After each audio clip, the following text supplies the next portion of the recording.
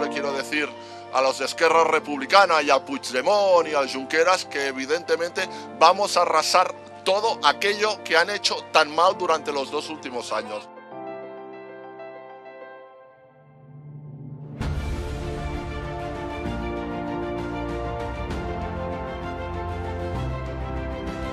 Vamos a arrasar la división social que han creado, vamos a arrasar las políticas que nos han llevado a que se hayan marchado más de 2.500 empresas de Cataluña por culpa del independentismo. Claro que sí que lo vamos a arrasar todo esto y vamos a trabajar para que aquellos catalanes que no somos independentistas, como son las decenas y decenas de vecinos que hoy aquí me están rodeando, sean vecinos de primera, que no hayan sido considerados, como ha ocurrido gracias al gobierno independentista,